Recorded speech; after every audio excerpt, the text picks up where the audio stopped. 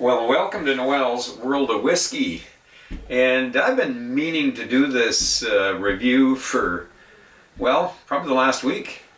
But let's see, about 4 or 5 days ago, I went for a long paddleboard, and like a real long paddleboard for an old man like me. Then the following day, I was with my daughter down Victoria, and we climbed a mountain. And the last couple of days, I've just been pooped, and I've been working. That's my excuse. Tonight, went for a bike ride, but I think I've got enough energy. I'm going to get through this. I've been actually doing a little prep work for this. This is Oban.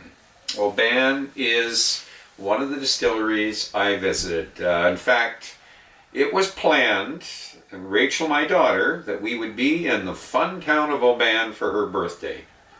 And that was imperative, because she was really wanting to be in Oban. The trip from Talisker down to through Port Arthur, past Ben Nevis to Oban was incredible. And I have the video. You get a chance to watch it. So what do we bring back? Distiller's Edition. I've got some samples, Oban samples from the distillery. I've got the Oban, and this is the Caribbean, I believe, if I remember rightly, 11-year-old Caribbean, cask strength. What are they calling it? The Calypso, I believe, is what they call this. So, the soul of Calypso. And this is basically rum cask, finished in a rum cask. So I'm looking forward to this one, because I've had some very good rum cask finished whiskeys. Balvenie, certainly that is one of my favorites back here. Anyways, this is cask strength, a little more ABV than the Balvenie, but we are going to get into this. So I'm going to give you a little history on Oban. I'm not going to make it too long, but just having a bit of an idea. Oban, of course, it's on the west coast. They call it the gateway to the Hebrides Islands. And it's interesting because Oban, the way Oban was built basically was in the 18th century. The Duke of Argyll, who owned all that land around Oban, he wanted people there for business, to build a community. He saw revenue if he could get his land occupied and get people focused on enterprising businesses and that.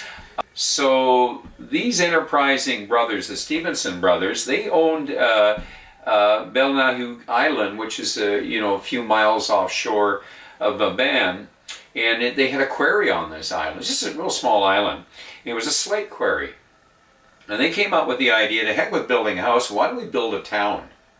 Now these guys had to be incredibly high energy, hard workers, because they laid out the town in 1793, and by 1794 they had built the distillery. Now the distillery was in the center of town. The town sort of got built around it, and there's still buildings from that period of time. In fact, some of the distillery buildings are, even though it was rebuilt, some of those buildings date way back to the late 1700s and early 1800s. And then it was sold in 1883, so they kept it all those years up to 1883, and it was sold to Walter Higgin, who rebuilt it. And big thing happens, which really changed Oban. It was hard to get the whiskey shipped to Glasgow. It took quite a while to get the whiskey there. So when the railway showed up, it was a savior, and that was in 1888. And then Alexander Edwards, the famous Alexander Edward, was part of Edward Mackey. And he, of course, he had Altmore, he had Craig Gallagher. Of course, Peter Mackey was Lagavulin, another famous owner distiller. And so Alexander Edward had it right up until he sold it to John Dewars.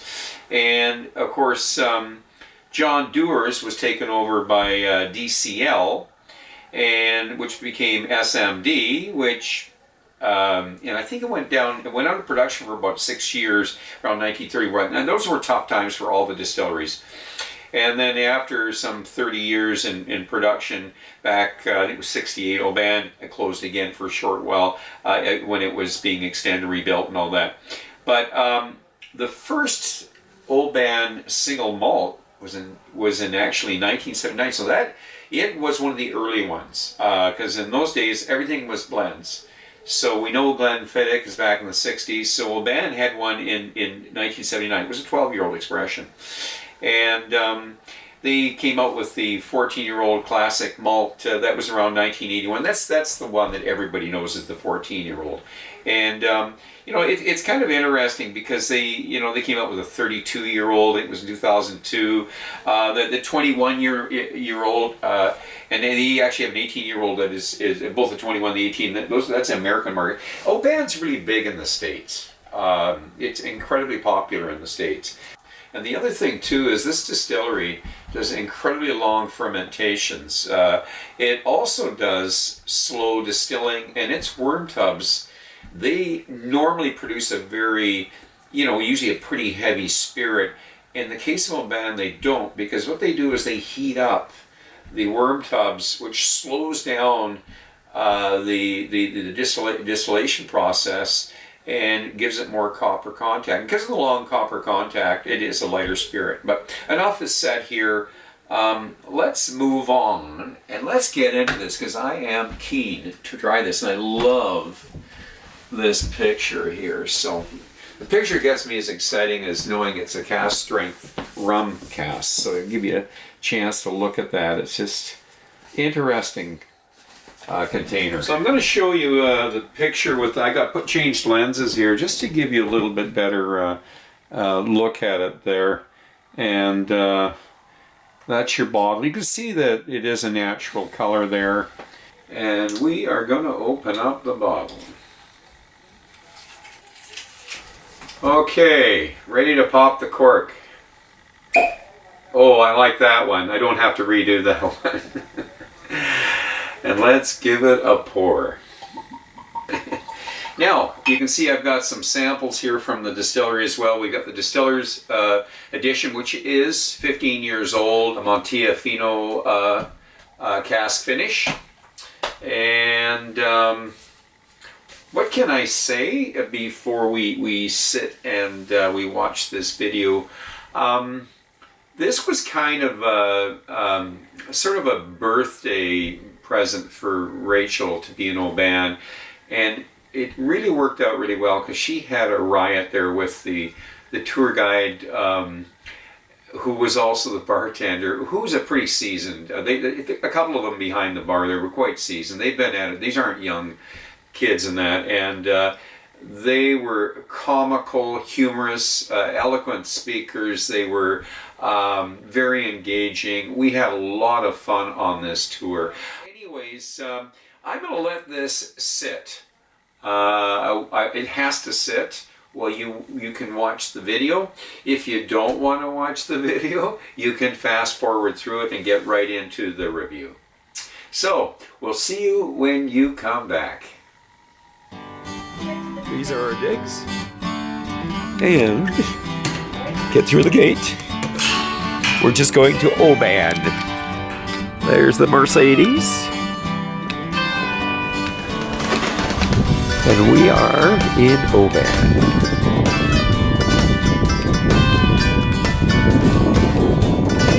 Head to the distillery. So here they come. And we are looking on the streets of Oban here. And we'll be heading to the distillery. The distillery's that direction there. Okay, there we are, going into Oban. This is the visitor center.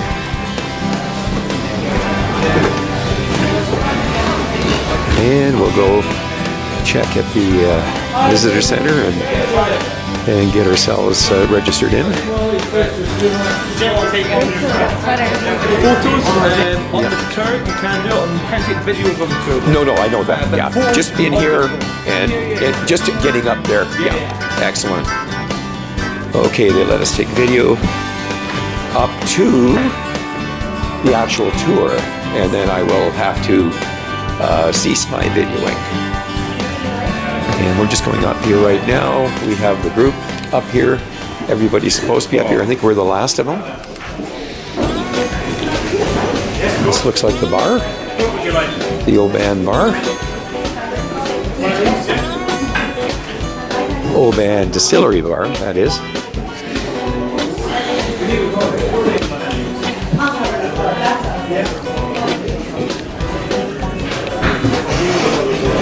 And this is the tour collection point, so I better go in and let them know I'm here. A little bit of history on the walls here.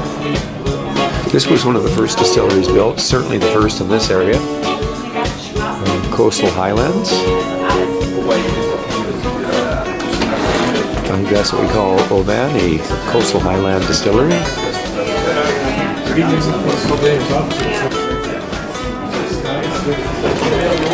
In the mid-1700s, the village of Oban was no more than a row of cottages. The port grew and rapidly to meet the increasing needs of industry and tourism. So this is the story of the founding fathers, and that was the Stevenson brothers, John and Hugh, and they were the people that founded the town of Oban.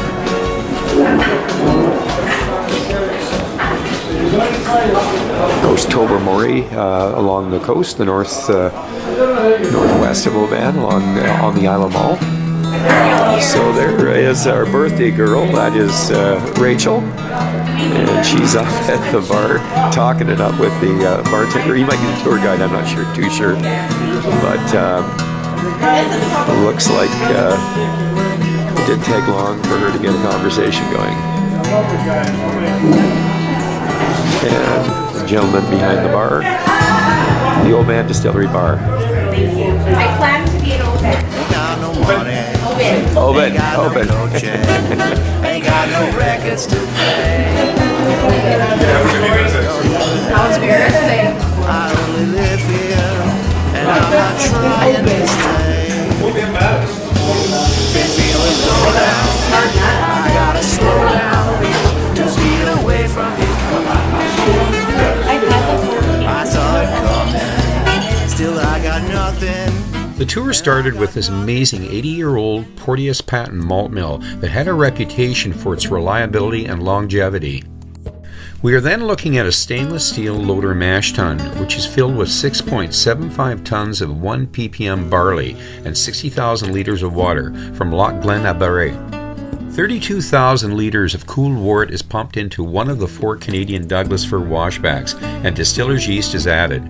Oban has one of the longest fermentations of up to 110 hours, and it produces a 9% fruity flavoured beer. The first distillation starts in the larger 11,000 litre steam-heated wash still, which produces a 25 to 30% low wine. The second distillation is in the smaller 7,000 litre spirit still, which produces a middle cut of 75 to 60% ABV, averaging around 68% ABV new make spirit. The spirit is then cooled down at a much slower rate than usual in an uncommon process of heating the worm tubs to give the spirit more copper contact. After the spirit's safe, the middle cut is ready to be filled into various casks.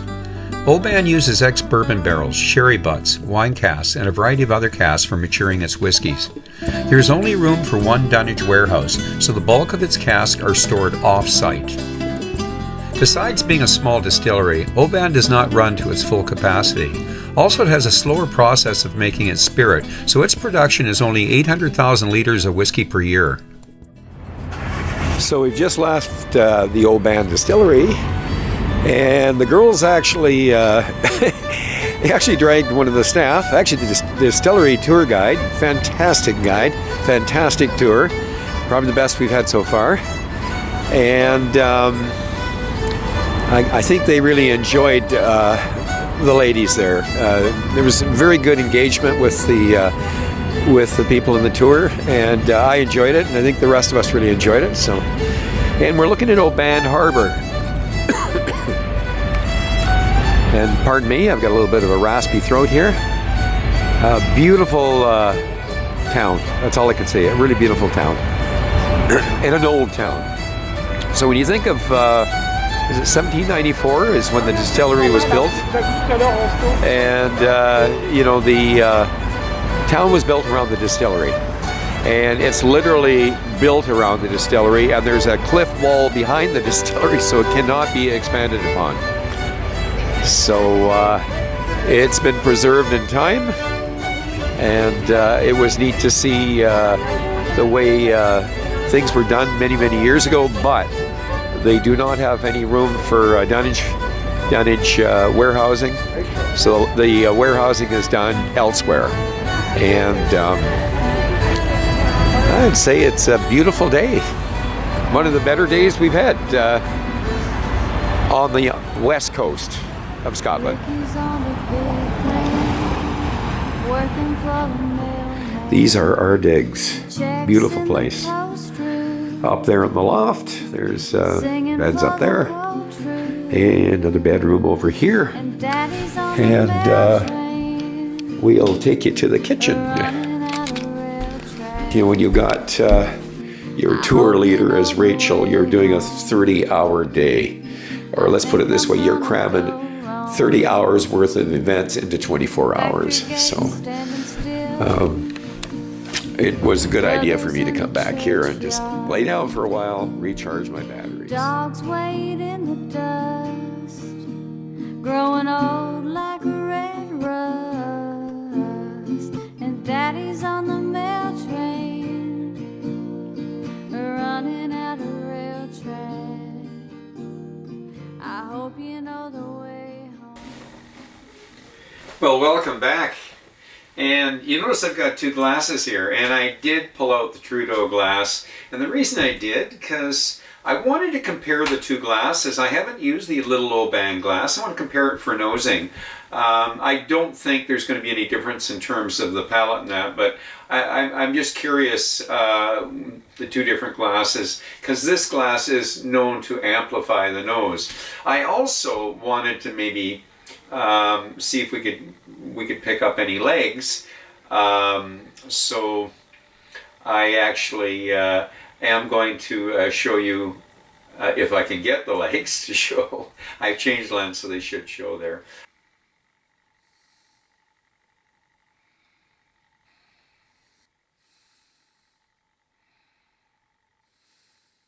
Let's get right into this here. The Oban 11-year-old cask strength, finished in rum casks, and I believe it was, and if I remember the research I did, was American oak, bourbon, ex-bourbon casks, and then I think the final year it was in rum casks. So it's got that definite Oban signature, and believe me, I've been drinking Oban for a while, so I know that signature. And you know, the alcohol is carrying the nose pretty strong here because it is high ABV, and I didn't even give you the ABV. I'll mention it in the video there. I'll record it in the video. Oranges, tangerines, nectarines, certainly some zesty lemon, citrus notes, and custard, maybe even lemon meringue pie. There's some floral notes to this. My golly, it's petunias. And I find it kind of a light nose for a cask strength, but still there's something there. So now what I'm going to do, I'm going to jump into this guy right here and just see what we get with the Trudeau glass. Oh, wow. Right off the bat, I'm getting a hit of alcohol up my nostrils. And the citrus, the lemon notes, the nectarines, almost It's got some, it's almost like date squares, but maybe even toffee notes. Yeah, toffee notes. Macintosh's toffee. I would say digestive cookies. Or maybe even arrowroot. More so arrowroot cookies, you know, baby arrowroot cookies. And the floral notes are like the petunia stuff and all that. It's not quite as noticeable. It's getting drowned out by the I would say, oh, it's the toffee. The toffee's quite strong. Toffee and the citrus notes, the oranges and the nectarines. Okay, definitely amplifies the nose, this glass here, a Trudeau glass. Get yourself a Trudeau glass. If you've got a lighter spirit and you're trying to nose it and you're struggling, this definitely will help you with the nose. I think in terms of the palate and all that, there's not going to be a huge difference. I'm still impressed. I did get some decent notes off of this glass here.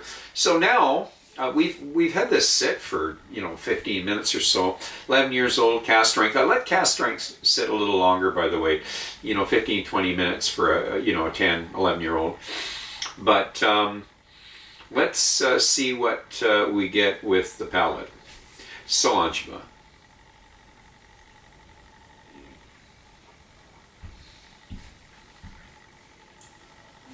Always like to start off with the word delicious. Very strong on the citrus, the oranges.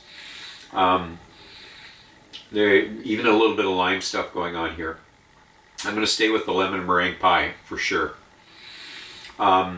Because of the cask strength, I am tasting a wee bit of the alcohol. I'm expecting that, of course. We are going to go for the development and the finish.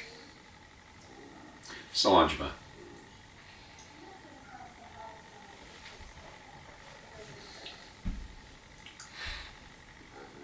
I'm staying with the citrus notes. Very citrusy. I am getting some Demerara sugar. It's got there's some candy going on here with the Demerara sugar. I guess we could say with the toffee, it's almost there's some fudge stuff going on. But with the oranges, stay with the nectarines. There's a few berries going on here. I'm going to say the finish is definitely going to be long. This is one of the more, it's a different presentation. I've had a few Obans. This is different than I did have this at the distillery. I did not recognize this is not, it doesn't seem like the same drink I had at the distillery, but remember you're drinking several other drams first, and different atmosphere. Maybe I wasn't as focused as I am right now, but this is an amplified version of this for sure, but a little bit different notes there for sure, because we are getting lots of Demerara. I mentioned the Macintosh toffee, the lemon meringue pie. So longer finish. I think it's a good idea right now to add some water. So let's get some water happening.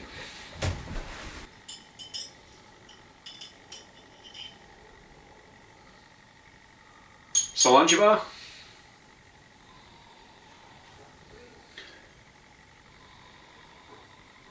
Oh, much more Oban now. Much more Oban. So, lots of oranges. We're back to the floral notes.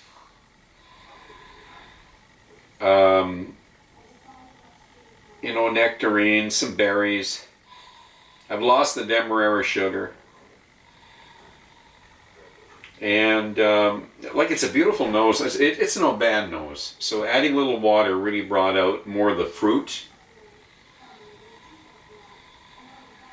I'm going to say we're back to the lemon meringue. And I'm going to stay with the arrowroot cookies. With water, the palate. So much fun.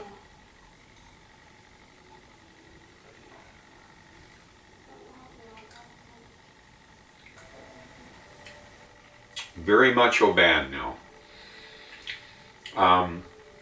The fruity stuff's back, the oranges, the nectarines. It's sweet. I'll call it a sweet orange, sweet nectarine. Lost a bit of the demerara sugar. Yeah, maybe there's still a bit of the toffee there, but more the lemon meringue. Not getting the big blast of the alcohol now. This is the lighter presentation that Oban's noted for. It is a lighter drink, and in adding the water, I didn't add too much. There's still some very interesting flavor notes here, but it has changed. It definitely has changed the character of the drink. We've got two different drinks going on here. This is quite creamy, getting a lot of chocolate, and that's milk chocolate, kind of a creamy milk chocolate. Maybe some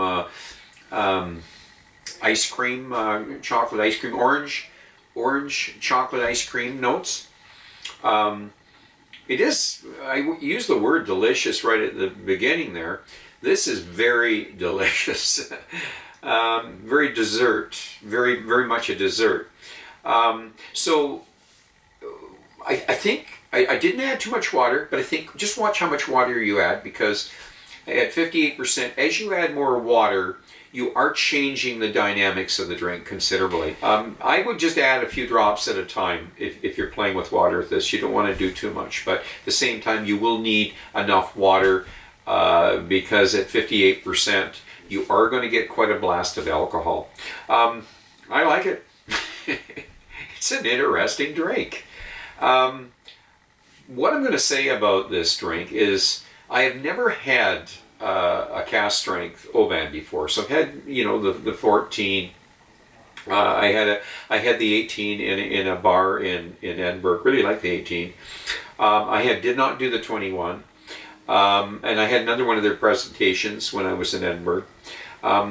This is different than any of them. And the others were very close to each other in one way or another. The 18, it's similar to this here, the 15. But this is a 58. These are 43%. It's quite a, there's a huge difference. And natural color, you're non-chill filtered. There's a lot going on in this drink. So when I add water, I am heading this direction toward the 43. How far I've gone, I'm not too sure right now. Maybe it's 46, 47, 48, somewhere around there. But I really think that we can create some different drinks here. You can start off with the full cask drink. You've got a completely different drink than you do with what I've got right now. So is this a good investment? Boy, what would I score it? I would give this an 86 to 87. That's a high score for 11-year-old. It is a cask strength though, and it's probably going to be in the $200 range over here in Canada. It certainly wasn't close to that. In fact, I think the Longmorn from Springbank was a wee bit more. The 9-year-old Longmorn that I brought back that was finished in the Palo Cortado casks. And over here, that Longmorn would be worth more than this. You would pay less for this than that Longmorn over here. But you're still looking at a couple $100 for this bottle. And is it worth it? For me, yes. I really think this is worth it. And I'm tight. I'm chintzy when it comes to spending that kind of money on a whiskey that's 11 years old. But if it's as good as this, yes. I really believe it's worth the investment, and I think that's the best I could do for you, is that if you want something different from Oban, because it is different, and you want a good, honest Oban presentation, this will give it to you. I really like this cask strength 11-year-old, this rum cask finish, unique. And on that note, I am going to ask you to drink wisely, drink intelligently, and do not drink and drive. Until the next time, Salantula.